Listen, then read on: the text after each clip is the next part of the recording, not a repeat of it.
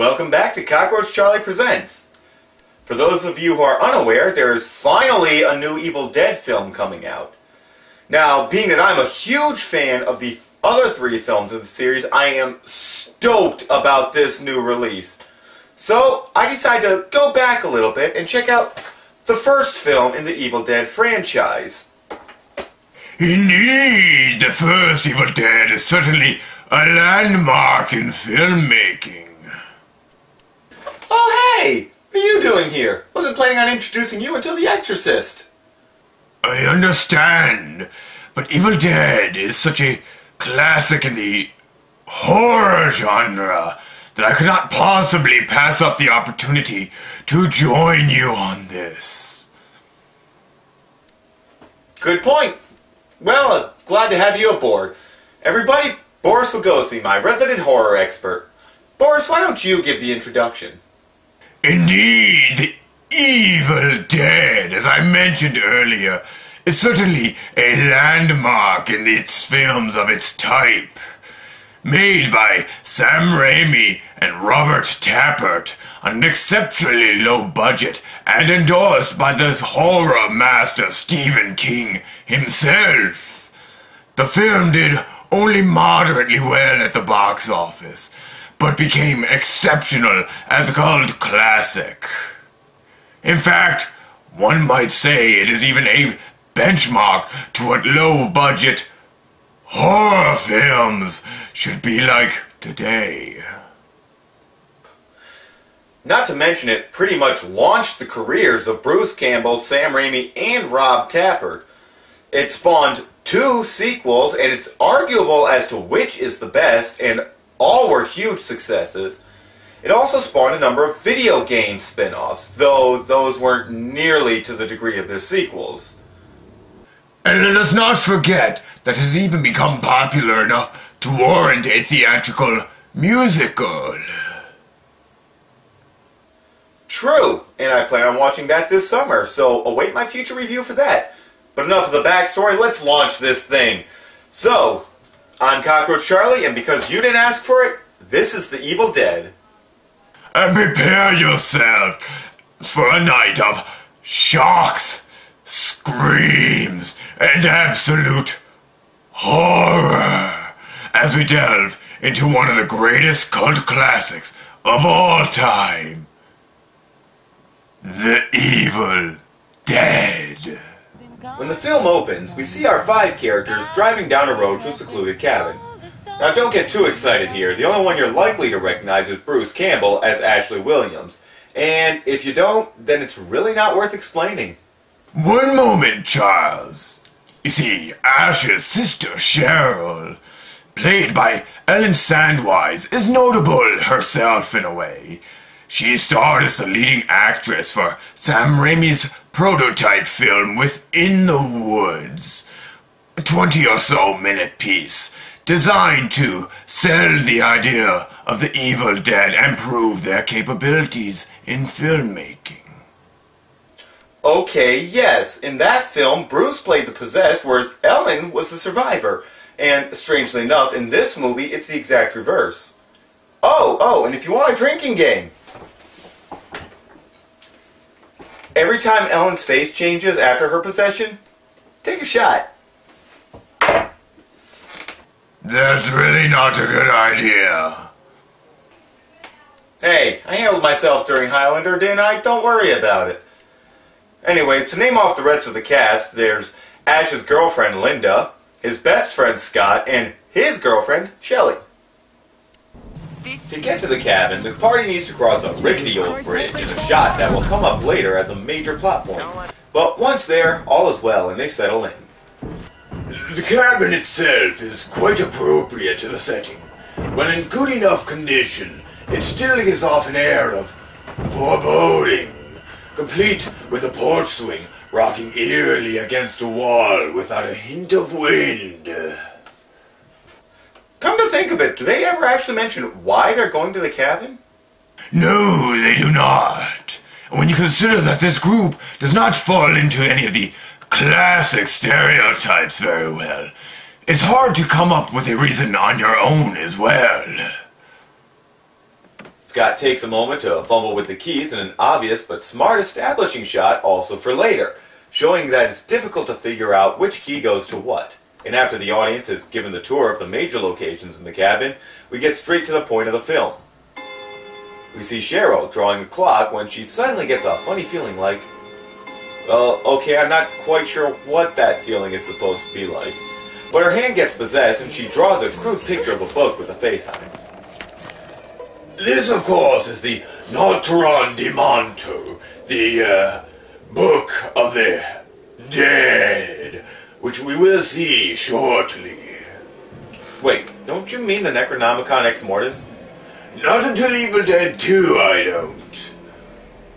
But while we're dealing with spoilers, I'd like to question why this scene is in the film at all. Cheryl never mentions this forced hand possession drawing thing to anybody, nor the cellar door shaking. And you'd think when it crashes open later in the film, she'd want to talk to somebody about it, or at least mention, hey, something weird was going on earlier. And there you go, you've got two major events right there, and no significance is ever made in this movie to them. Fear not, Charles. This will not be the last time you are disappointed. Anyway, as I alluded to earlier, the cellar door randomly and loudly flies open while the group is eating presumably dinner. They stare at it for a moment and Scott makes the single stupidest comment in the entire film. An animal? An animal? That is the stupidest thing I ever heard of. Jesus. Maybe it is just some animal. Yeah, you're probably right. Probably just some animal.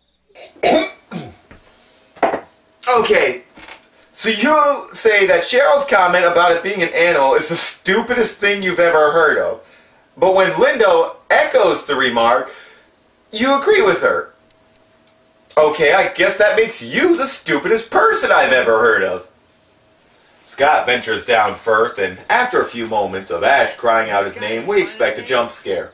After not receiving one, Ash is convinced it's safe enough for him to venture down, and we get a tour of the basement.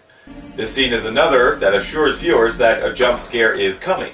And it actually is a frightening, intense scene. Well, okay, to anybody with a preternatural fear of gourds at least. But we get our jump scare at last, as Scott pops out and startles Ash. He takes Ash over to see what he discovered down there in the form of a book, a dagger, which will be referred to as the Kandarian dagger, a tape recorder, and a shotgun. Take note of the poster here. The Hills Have Eyes poster was torn in this film as a friendly jab to the director Wes Craven, as a way of saying the film here was much more terrifying. Craven later shows this film as a mere movie in his triumph, The Nightmare on Elm Street. And for a short while, this small game between the two went on in other films. Oh, so you're saying the two were having a friendly cinematic dick measuring contest? Yes. Right, so, moving on, Scott is stupid and decides to play the tape, which tells about the demons that are going to feature in this movie. It's a good bit of exposition, and it's helpful in that it explains that they can only be killed through dismemberment for whatever reason. Scott then idiotically goes on to play back the recitation of the passage that resurrects said demons. What do I keep telling people? Don't fuck around with evil demon resurrection rituals. You always end up getting fucked. Oh? Just listen to the words of that chant.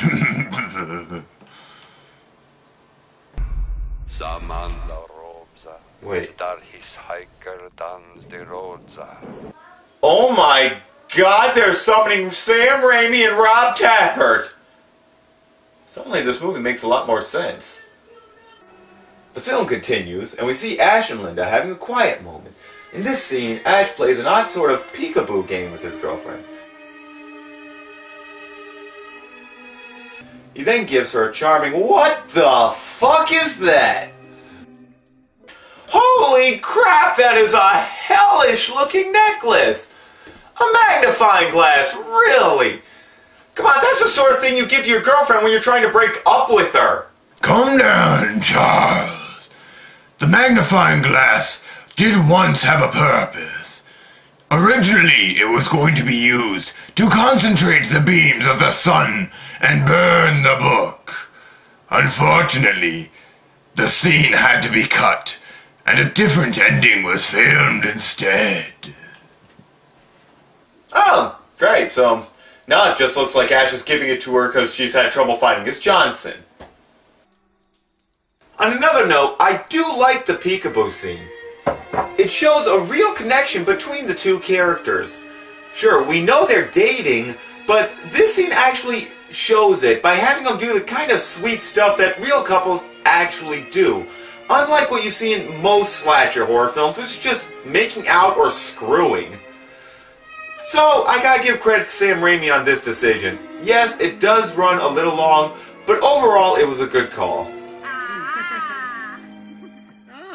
Back to the movie. Cheryl gets that special feeling once again and decides this time she's going to investigate. She heads out into the woods in what is probably the most classic stupid move in horror films. Next thing she knows, she's being grabbed by tree vines. Oh yeah, I've seen enough La Blue girls to know where this is going. The trees pull her to the ground, tear her clothes up real good, and there it goes, the infamous tree rape sequence of the film. This is probably the most famous scene in the Evil Dead film. It's certainly the most controversial. It was then, and it still is today. Indeed, the tree rape sequence is one of the reasons the first film was added to the United Kingdom's video Nasties list. While some might claim that it added originality to the film, others do not remember it so fondly, with Sam Raimi himself even admitting to regretting filming it. Eventually, Cheryl escapes the horny woods and retreats back to the cabin. Take note here, Cheryl did not lock the door herself, but it is locked. However, the keys are outside the cabin, leaving the question of who locked the door. Okay, blooper announcement over. She fumbles with the keys for a moment, as we've already established finding the right one is a bitch. But Ash opens up the door, and Cheryl tries to explain what just happened. Naturally, nobody believes her, but Ash agrees to take her into town anyways. Too bad for them, the bridge is destroyed, and they're forced to return to the cabin. See now why I paid attention to the bridge earlier?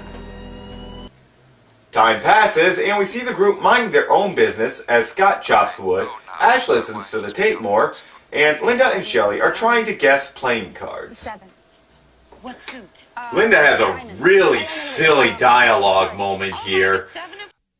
I don't know, but I think it's really some sort of extra sense or something, you know, like ESP. Okay, try it. But, once again, kudos to Sam. It does sound like the kind of stupid shit a bunch of late teens do say.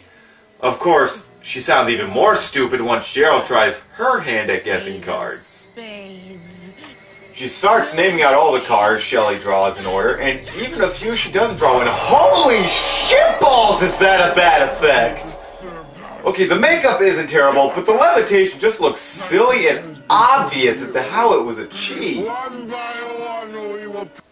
Oh, and that's the first shot. Cheryl plays dead for a moment until Linda moves in to investigate another stupid move, and damn! I don't know about the rest of you, but that just looks painful. A fight ensues, and Cheryl gets to spend enough time completely kicking the ever-loving shit out of the rest of the cast. Scott springs into action, though, and knocks her into the cellar with his axe and manages to lock her in. That's the first major monster scene of the movie, and overall it isn't half bad. Cheryl looks low budget, but she is played up appropriately creepy, and the action in the scene certainly passes as she tosses them around the room.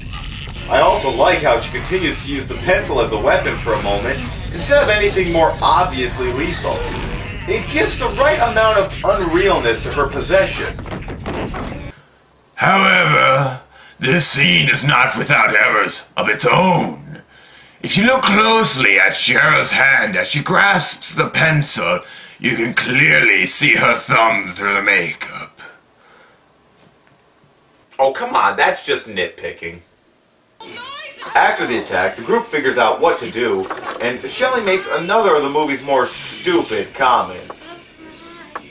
For God's sake, what happened to her eyes? Frankly, Shelley, I was less paying attention to her eyes and more paying attention to the fact that she was floating a foot off the ground and horribly disfigured.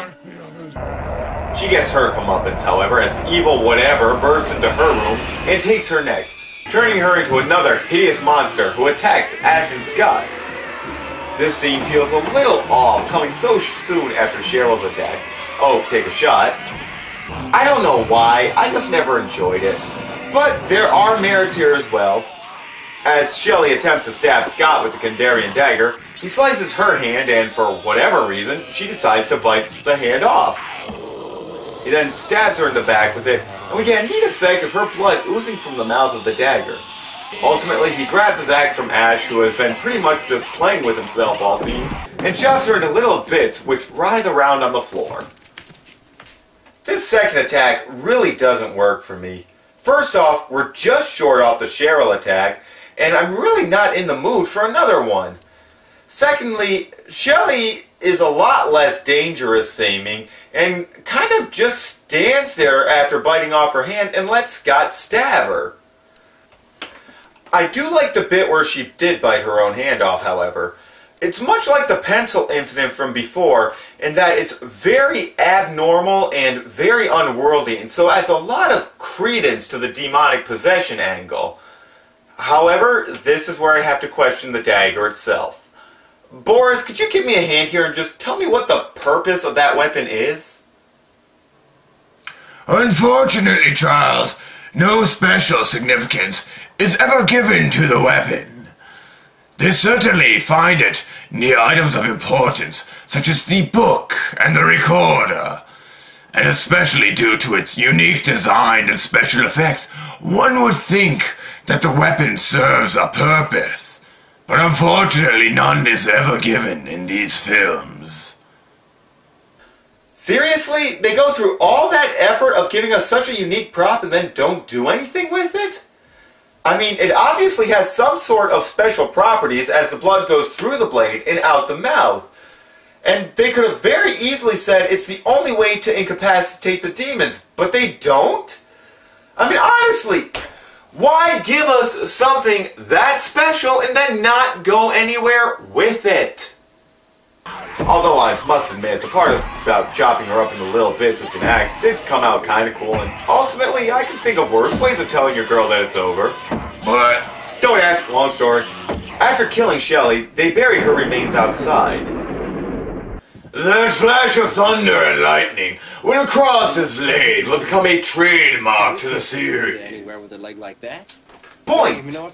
Afterwards, Scott and Ash try to decide what to do, with Scott deciding to say fuck all and runs away, leaving the rest to die. Funny, when the monsters attack, Scott has shown a remarkable proficiency in fighting them, pretty much single-handedly defeating both Cheryl and Shelley. How come any other time he acts like a complete douche? Oh, and take a shot in the name of Cheryl. Things don't go well for Ash. He goes in to check on Linda's wound, only to suddenly see her become possessed as well.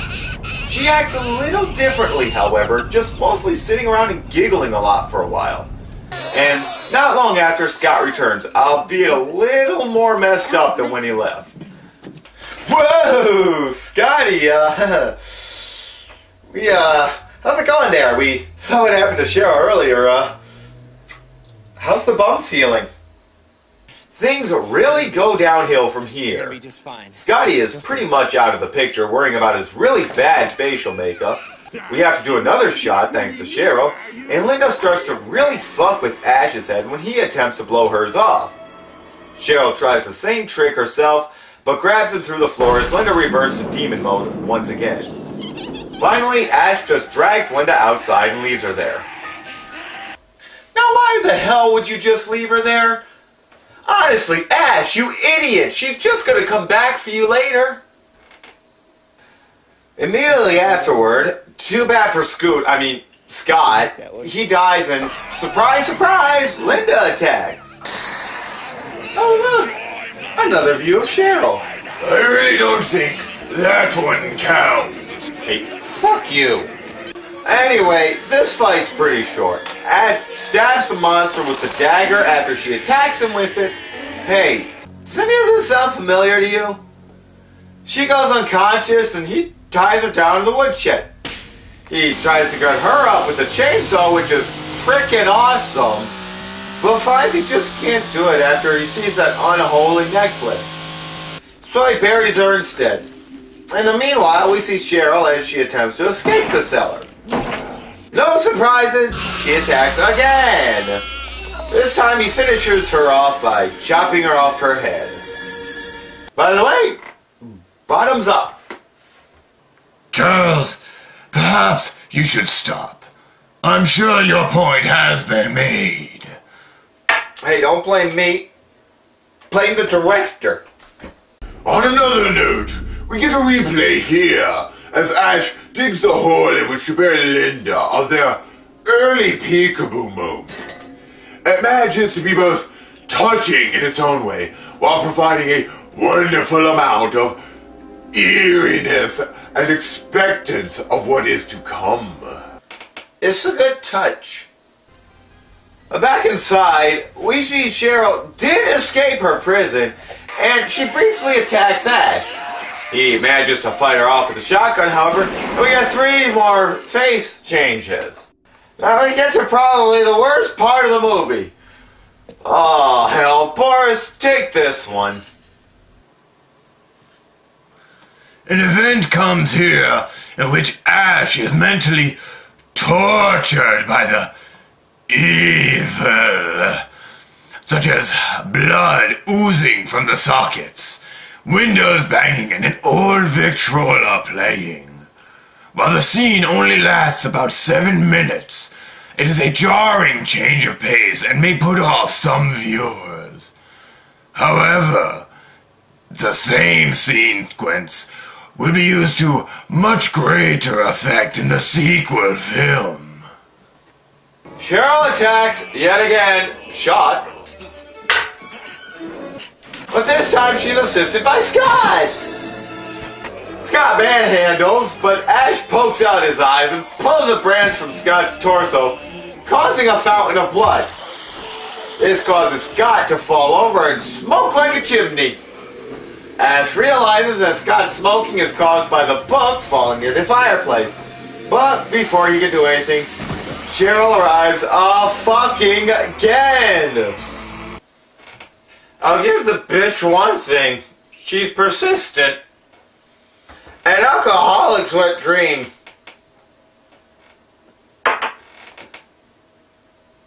It is here that the original idea for the magnifying glass was to come into play. The sun was meant to rise and the glass would be used to burn the book. Unfortunately, it was never filmed. Instead, our hero uses the bauble as a fishing hook to catch the book and throw it into the fire. Well, he's throwing hellish things into the flames. Why not toss that necklace in after it? But this works, and the demons are killed in an overly long stop-motion effect. It's kind of neat the first time you watch it, but really, even by the standards of its time, it looks really, really lame. Somehow, Sam Raimi managed to make cream corn look even less appetizing. But one way or another, we have reached the end of the film. As Ash steps into the sun, we have one more moment of evil as the unseen monster finally attacks him and the credits roll. So, Charles, what is your final verdict?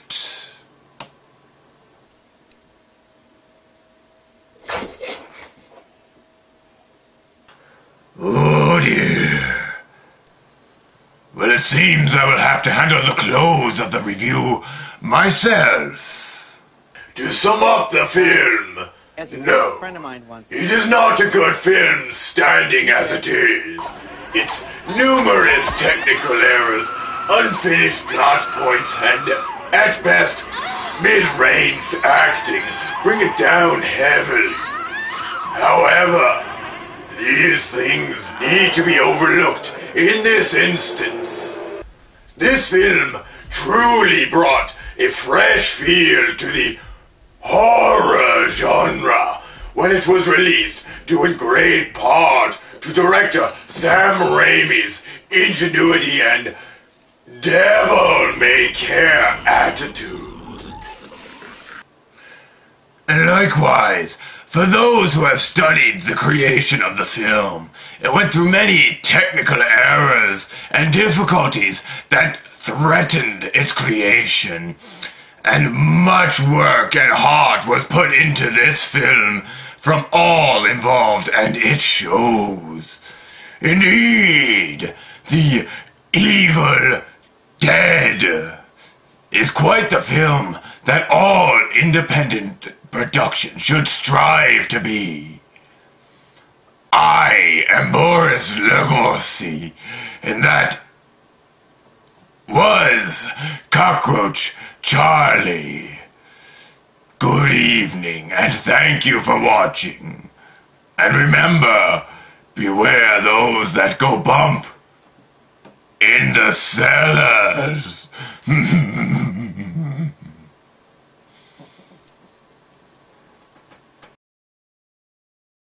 Fear not, Charles. This is not the last time you will be disappointed, but we should probably wait on that one a little bit. Have a quick beer. I am Boris Lugosi, and I support Yinling. It is one of the many reasons it would add was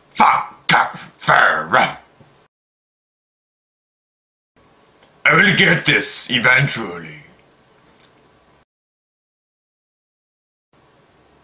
Go with that.